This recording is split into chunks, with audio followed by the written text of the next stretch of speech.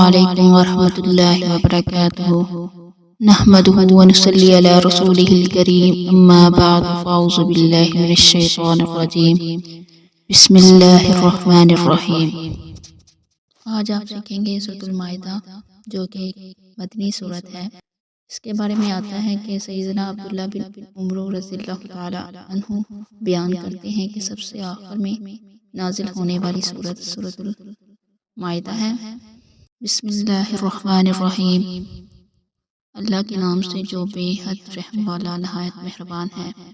آج آپ سیکھیں گے سورۃ المائدہ کی پہلی آیت اور اس کی تفسیر، اس کا ترجمہ۔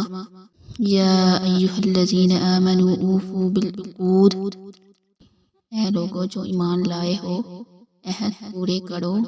یا ایھا الذین آمنوا اوفوا بالعقود کا ترجمہ ہے اے لوگو جو ایمان لائے ہو عہد پورے کرو۔ احلت لکم بہیمۃ الانعام، تمہارے لیے چڑھنے والے چوپائے حلال کیے گئے ہیں۔ الا ما یتلی علیکم، سوائے ان کے جو تم پر پڑھے جائیں گے۔ غیر محل الصید وانتم حرم، اس کا ترجمہ ہے اس حال میں کہ شکار کو حلال جاننے والے نہ ہوں جبکہ تم احرام میں ہو۔ ان اللہ یحکم ما یرید، اللہ فیصلہ کرتا ہے جو چاہتا ہے۔ اس کی تفسیر میں آتا ہے کہ اللہ تبارک و تعالی نے اس آیت کریمہ میں مومنوں کو خطاب کر کے 5 اہم احکام بیان کیے ہیں۔ پہلا جو حکم ہے وہ یہ ہے کہ تم عہد کو پورا کرو۔ دوسرا جانوروں کی گوشت کے بارے میں ہے کہ کون سا جانور حلال ہے کون سا حرام ہے۔ تیسرے نمبر پہ کچھ جانوروں کی حرمت جن کا بیان آگے آئے گا کہ کون کون سے ہیں۔ چوتھا پوائنٹ، محرم کے لیے شکار کی حرمت کے احرام کی حالت میں ہم شکار کر سکتے ہیں یا نہیں کر سکتے، اس کے بارے میں آئے گا، ہم تفسیر میں آپ سیکھیں گے۔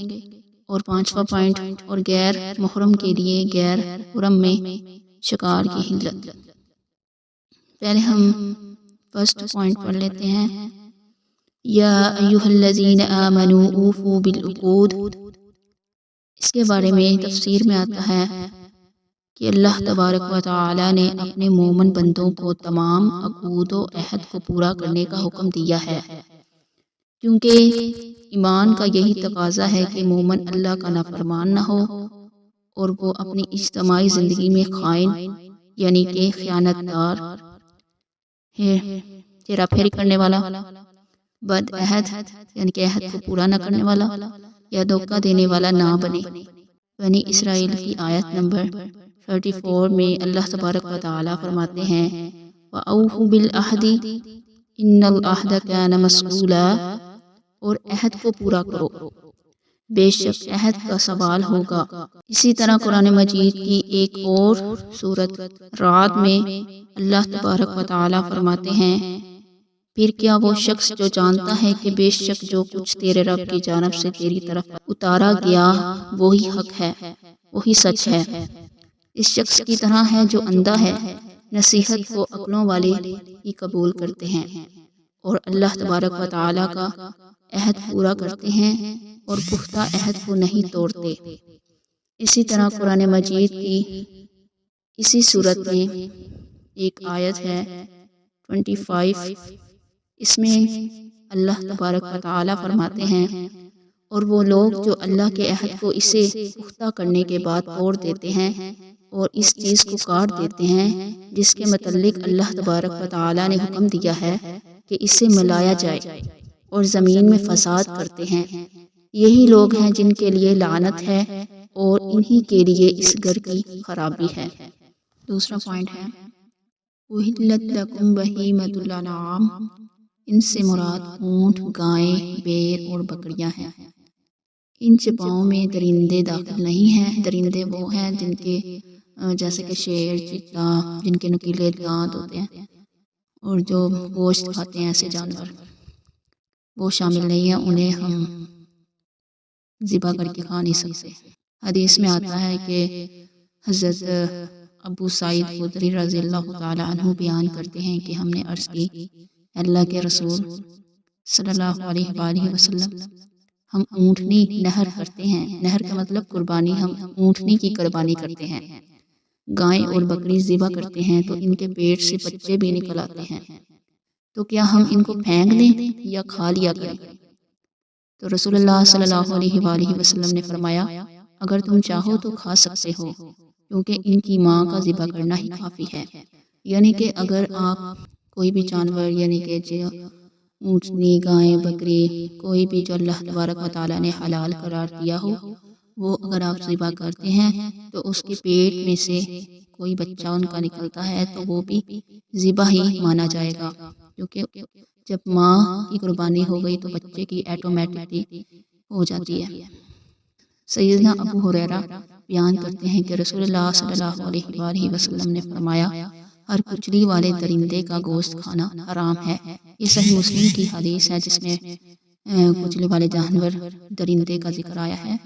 کچلے والے درندے کا مطلب یہ ہے کہ جو جانور گوشت وغیرہ کھاتے ہیں، جن کے نوکیلے دانت ہوتے ہیں، ان کو ذبح کرنا یا ان کا گوشت کھانا حرام ہے۔ الا ما یتلی علیکم کی تفسیر میں آتا ہے کہ اس علت سے وہ جانور مستثنی ہے، یعنی کہ مستثنی کا مطلب الگ ہیں، جن کے کھانے کی حرمت قرآن اور حدیث، قرآن یا سنت میں بیان کر دی گئی ہے۔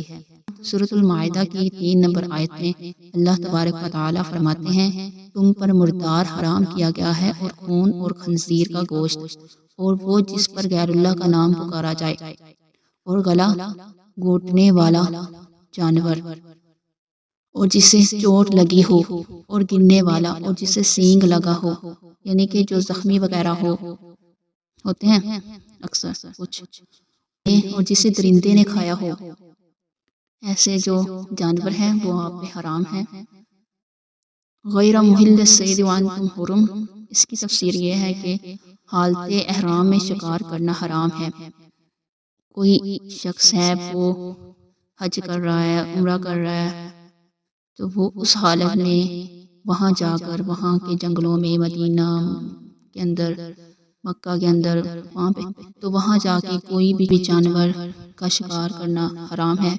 اسی طرح جو شخص حدود حرم میں ہو، خواہ اس نے احرام نہ ہی باندھا ہوا ہو، اس حالت میں بھی شکار ممنوع ہے، یعنی کہ اس کی نیت ہے کہ میں نے احرام باندھنا ہے، میں نے عمرہ کرنا ہے یا میں نے حج کرنا ہے، اس کی نیت ہے، لیکن نیت ہو وہ اور پھر وہ شکار کرے تو وہ ممنوع ہے، اسے منع قرار دیا گیا۔ اور شکار کرنے والے کی کسی طریقے سے مدد کرنے کی بھی احادیث میں ممانعت ہے، یعنی کہ جو شخص احرام کی حالت میں ہے اور شکار کرنا چاہ رہا ہے تو دوسرا بندہ جو ہے وہ اس کی مدد نہ کرے، کیونکہ اس پہ حرام ہے۔ اور اسی طرح حدود حرم مدینہ کے اندر بھی شکار منع ہے۔ سورۃ المائدہ کی 96 آیت میں اللہ تبارک و تعالیٰ فرماتے ہیں تمہارے لیے سمندر کا شکار حلال کر دیا گیا اور اس کا کھانا بھی، تمہارے لیے سمندر کا شکار حلال کر دیا گیا اور اس کا کھانا بھی، اس حال میں کہ تمہارے لیے سامان زندگی ہے اور قافلے کے لیے، اور تم پر خشکی کا شکار حرام کر دیا گیا ہے جب تک تم احرام والے رہو اور اللہ سے ڈرو جس کی طرف تم اکٹھے کیے جاؤ گے۔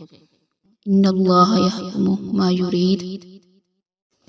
اگر آپ کو اس میں سے کچھ سمجھ نہیں آیا تو آپ کمنٹ باکس میں ہم سے کوئی بھی مسئلہ اس کے متعلق پوچھ سکتے ہیں اور آپ کے ہر سوال کا جواب دیا جائے گا۔